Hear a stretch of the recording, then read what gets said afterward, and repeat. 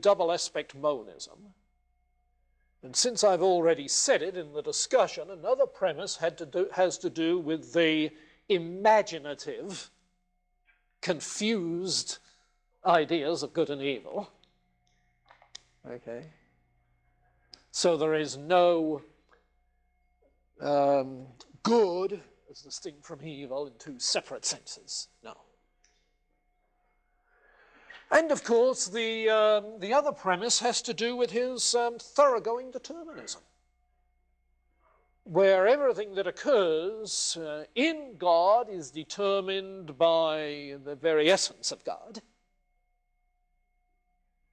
And consequently, every finite mode of thought is determined by the causal effect of other modes of thought. And everything that occurs in nature is caused by finite physical events that are caused by, and so forth, a thoroughgoing, pervasive determinism.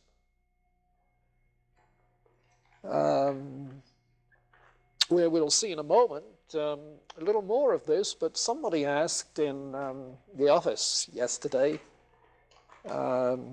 couldn't contain questions about Spinoza, two people couldn't, and just came bursting into the office with questions about Spinoza. One of them was asking, well, what drives this ongoing causal process?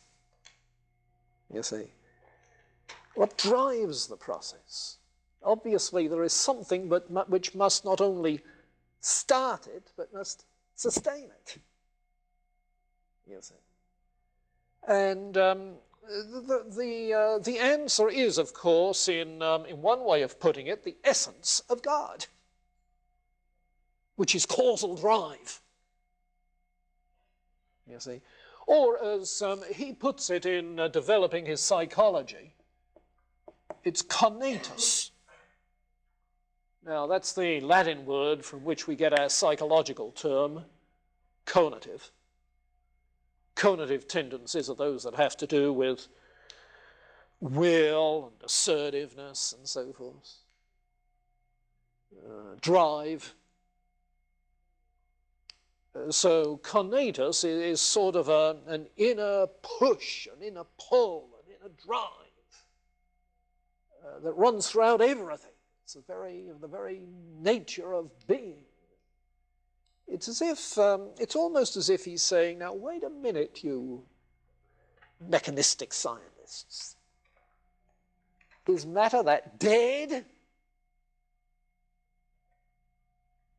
Or is it really a bundle of energy?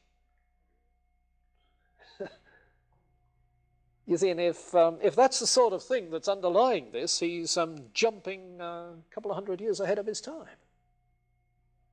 You see. Yeah, is matter dead, inert, acted on only from outside? Which is the mechanistic science view. Or perhaps were the pre-Socratics not so crazy after all when they said that matter is in some sense alive, full of divinity. You remember Thales?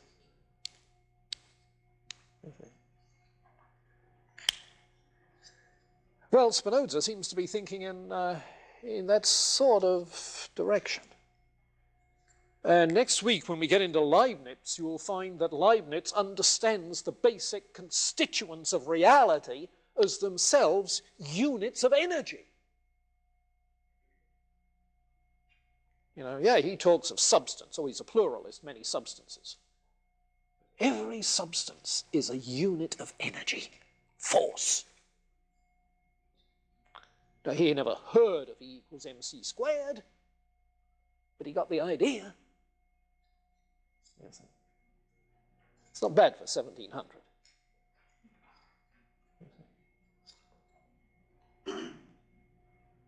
just asked a question on one of his premises with his determinism.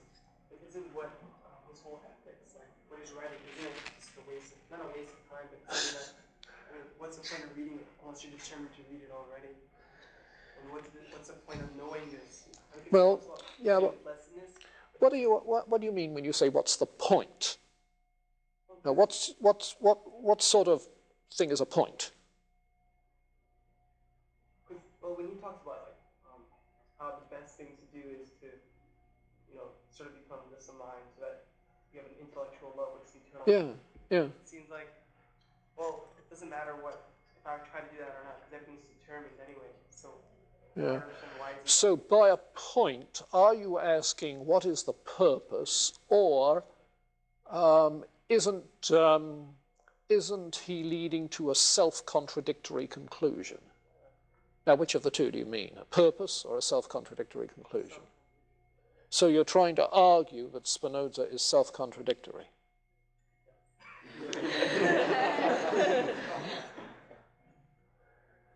I was hoping you'd go the other way and ask, if everything's determined, what's the point of trying? You see. His point is, now that's a third sense of point. The point he's trying to make is that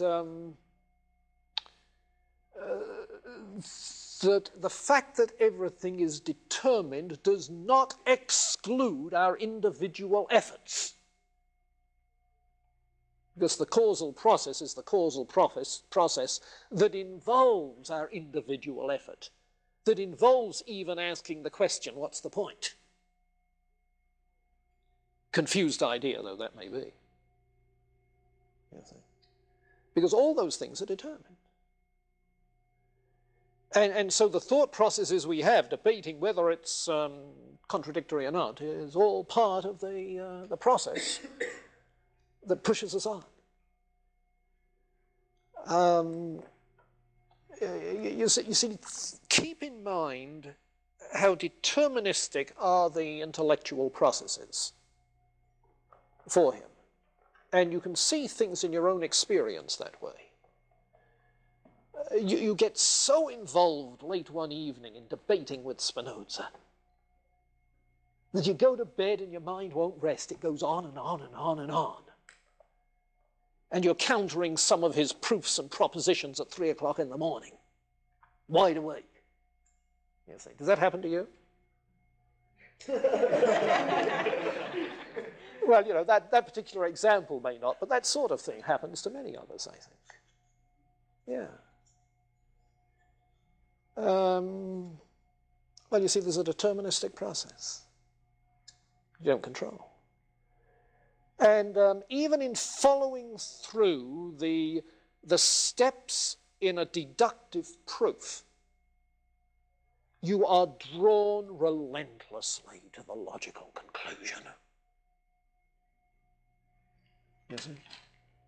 Last night in that lecture about Japanese music,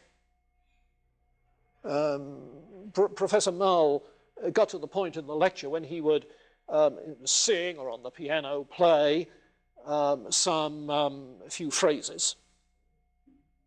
And then the audience would say, and then, and the audience spontaneously would come up with the next few phrases.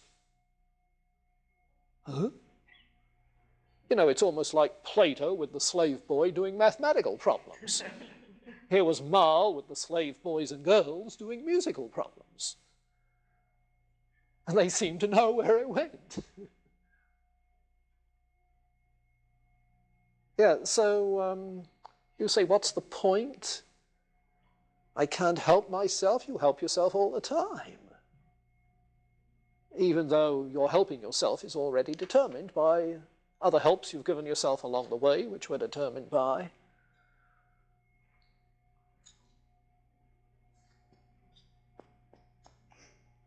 And of course, your thinking process is so determined in certain patterns that I would expect that kind of question from you, David.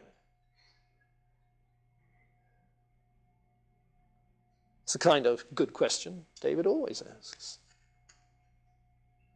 So there's a predictability about our thinking. Why? Well, that's the way Spinoza would, I suspect, come at it. I'm a little nervous asking a question which you might think is predictably stupid or something. You said that. The thing that I don't like about, or the thing that really bothers me about the rationalist trend, especially Spinoza, in this case, it seems like they've been locked in a closet for too long or something, because they don't seem to take any account of experience, in the sense that, I mean, they explain it in rational means, but still, on the other hand, it seems like sometimes to me that I'm just like, I just want to shake them and go, well, no, not really. I mean, look at the way it works. Oh, wait a minute. Experience is opinion. Opinion is confused ideas. It strikes me that's perfectly biblical. We see through a glass darkly. If that isn't confused idea, what is?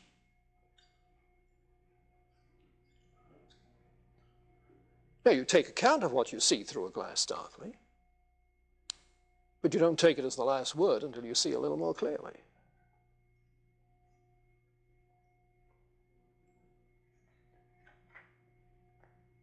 You know, the relativity of sense perception is an old story from the beginning of Western philosophy. You're saying, tain't relative, take it more seriously. Take it seriously as the last word?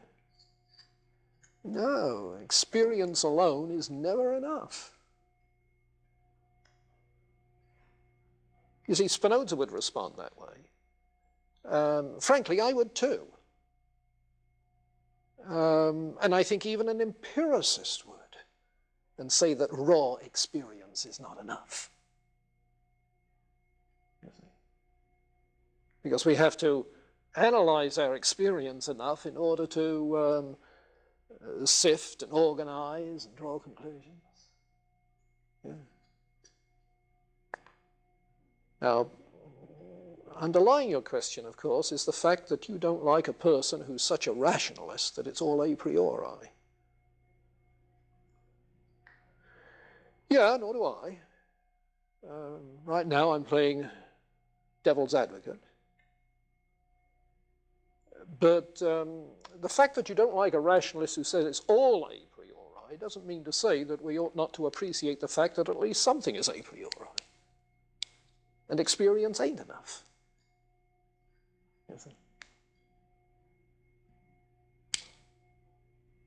Deathly silence, as if I've murdered the vicar or something.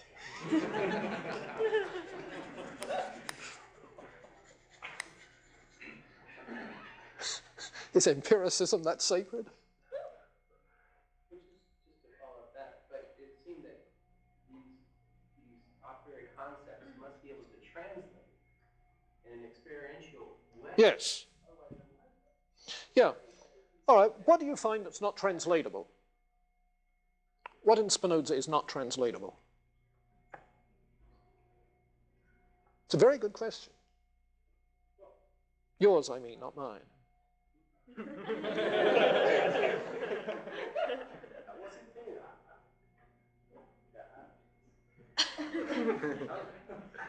People are not. Sounds like some confused ideas, doesn't it? People are not drawn to logic. No, according to Spinoza, they're drawn by it. But experientially, it doesn't seem that. Oh? I mean,